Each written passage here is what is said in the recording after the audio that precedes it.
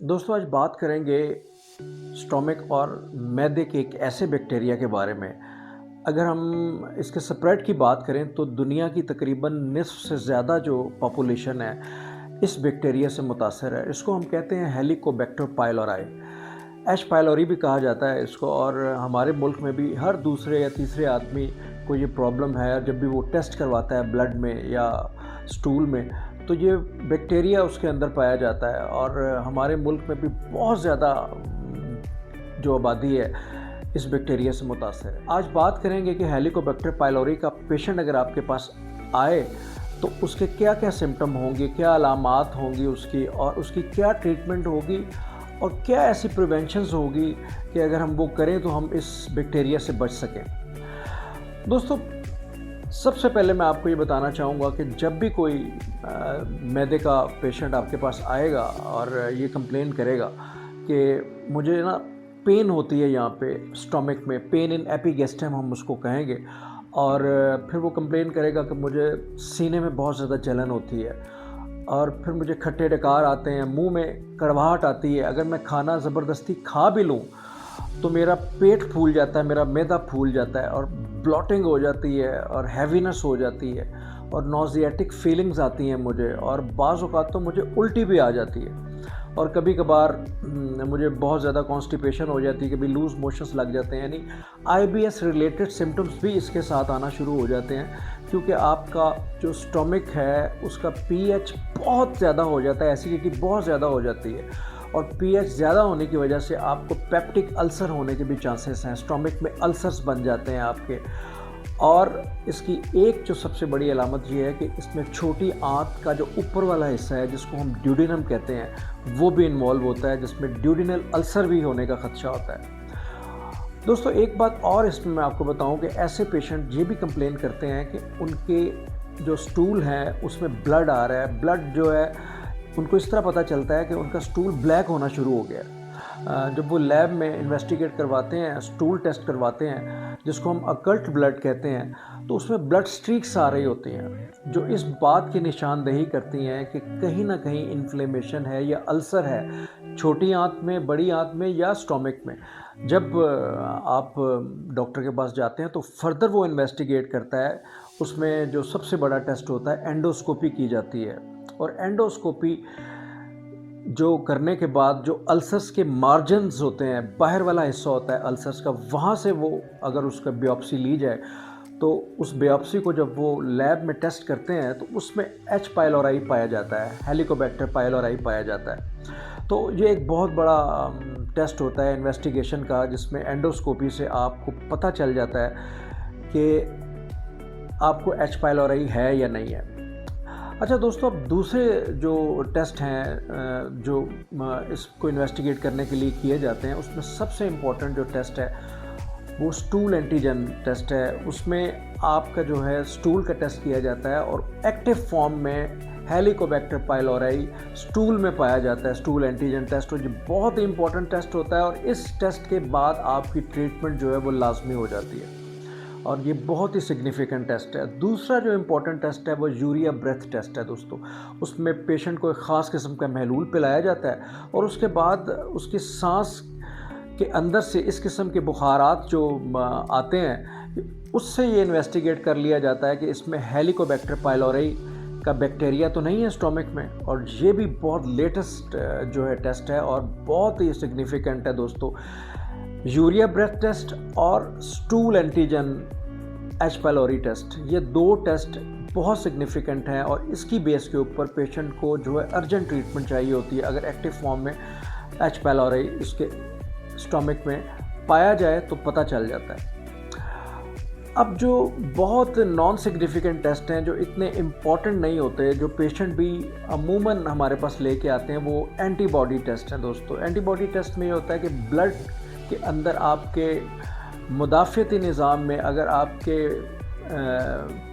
Past में अगर कोई इन्फेक्शन हुआ है एच पाइलोराई का, तो आपका जो मुदाफ़ियती निज़ाम है, जो इम्यून सिस्टम है, वो उसके अगेंस्ट एंटीबॉडीज़ बनाना शुरू कर देता है। जब वो एंटीबॉडीज़ बन जाते हैं तो वो फिर सारी ज़िंदगी के लिए बन जाते हैं, चाहे वो माजी करीब में इन्फेक्शन हुआ है या माजी का बहुत पास्ट है कोई।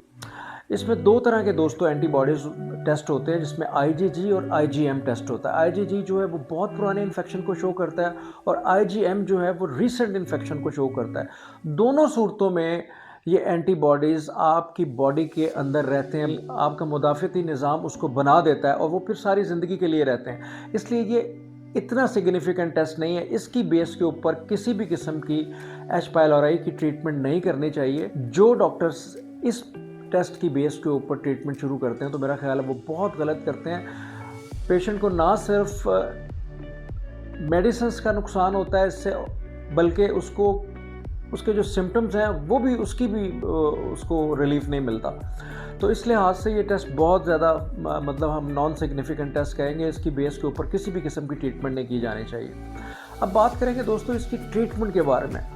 दोस्तों ट्रीटमेंट जो है इसकी 2 तरह की एंटीबायोटिक्स इसमें यूज़ की जाती हैं और इसमें क्लेथ्रोमाइसिन और अमॉक्सिसिलिन की ख़ास डोज यूज़ की जाती है विद मेट्रोनिडाज़ोल, और प्रोटॉन पंप इनहिबिटर यूज़ किया जाता है। इसमें जो 1 दफ़ा दिन में दिया जाता है, उसमें जो पाकिस्तान में बहुत से मिलते हैं, उसमें ओमेप्राज़ोल आता है, एसओमेप्राज़ोल आता है, लेंसेप्राज़ोल आता है, डेक्सलेंसेप्राज़ोल आता है। तो इस किस्म के बहुत से प्रोटॉन इनहिबिटर हैं जिसमें पेंटाप्रोज़ोल आता है, तो वो दिए जाते हैं। ये आप डॉक्टर की हदायत के मुताबिक यूज़ करें और ये 2 वीक्स की ट्रीटमेंट होती है दोस्तों।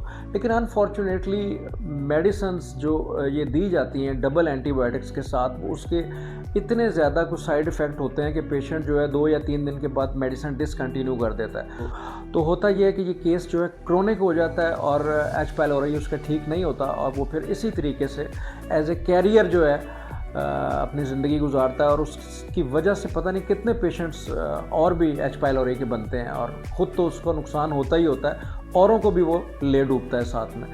तो मैं ये कहूँगा कि अगर आपको कोई भी किसी किस्म की प्रॉब्लम हो रही है मेडिसिन खाने की वजह से, तो उसकी डोज थोड़ी सी कम कर दें, उसको क्विट ना करें, डिसकंटिन्यू ना करें। ये इंतहाई ख़तरनाक बात है, क्योंकि ये जो बैक्टीरिया है आपकी बॉडी में अगर ज़्यादा देर तक रहे तो ये खुदा ना खास्ता स्टोमक का कैंसर भी काज कर सकता है, इंटेस्टाइन का कैंसर भी काज कर सकता है। तो ये बहुत ज़्यादा डेंजरस है। आप थोड़े से जो मेडिसिन के नुकसान की वजह से जब आप ये इसको डिसकंटिन्यू करते हैं तो आपको ये नहीं पता कि ये बीमारी का लॉन्ग लास्टिंग इफेक्ट कितना डेंजरस है। तो इसको आप बिल्कुल भी जो है डिसकंटिन्यू नहीं करेंगे इस मेडिसिन को। 2 वीक्स कम से कम ये डॉक्टर की हिदायत के मुताबिक लें, तो आप देखेंगे इंशाअल्लाह ताला आप बिल्कुल जो है बिल्कुल सेहतयाब हो जाएंगे। प्रिवेंशन यही है दोस्तों कि आप साफ़ पानी पिएं, हाइजेनिक फूड लें और कोई भी गंदा खाना किसी भी जगह से आपको खाना पड़े तो बिल्कुल ना खाएं और हाथ धो के खाएं, क्योंकि ये इसका रूट जो है मुंह के ज़रिए ये जाता है। और फिर बाज़ दफ़ा ये होता है कि ये आप जिन पेशेंट्स के फीसिस में स्टूल में ये बैक्टीरिया आ रहा होता है, तो हमारे आपको पता है पानी की क्या कंडीशन है, जो साफ़ पानी और गंदे पानी की जो लाइंस हैं आपस में मिक्स हुई होती हैं। तो बहुत से लोग गंदा पानी भी पी जाते हैं जिसमें ये बैक्टीरिया में मौजूद होता है। दोस्तों ये तो होगी ना खाने पीने की रूटीन, हाइजीनिक के लिए आपने अच्छा फूड लेना है, लेकिन इसमें सबसे इम्पॉर्टेंट चीज़ ये है कि आपने अपने इम्यून सिस्टम को स्ट्रॉन्ग करना है।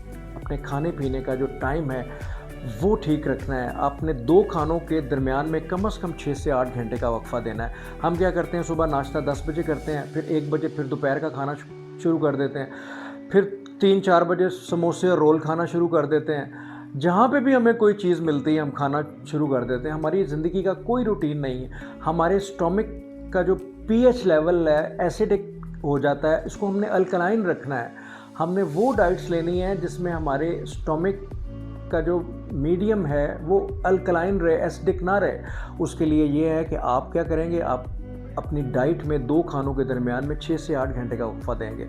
उस जो 6 से 8 घंटे में आप फ्रूट लें, वेजिटेबल्स लें, थोड़ी सी वॉक करें, कोई आउटडोर एक्टिविटी करें और अपनी नींद कम से कम 6 से 8 घंटे रात की लें। स्ट्रेस ना लें। जब भी आप स्ट्रेस लेंगे या अपनी डाइट का टाइम आउट करेंगे तो याद रखें आपकी एसिडिटी बढ़ती जाएगी। जब एसिडिटी बढ़ेगी तो ये हेलिकोबैक्टर पाइलोराई एसिडिटी को देखते हुए फ़ौरन हमला करेगा आपके स्टोमक में और वहाँ जाके बैठ जाएगा।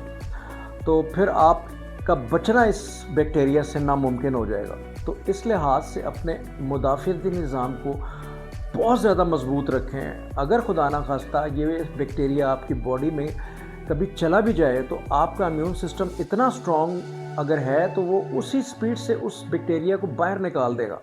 तो आपको किसी भी किस्म की टेंशन लेने की ज़रूरत नहीं है।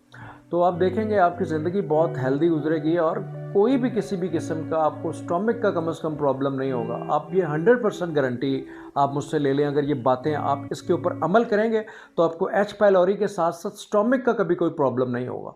बहुत शुक्रिया डॉक्टर कमर को इजाज़त दीजिए। अल्लाह हाफ़िज़।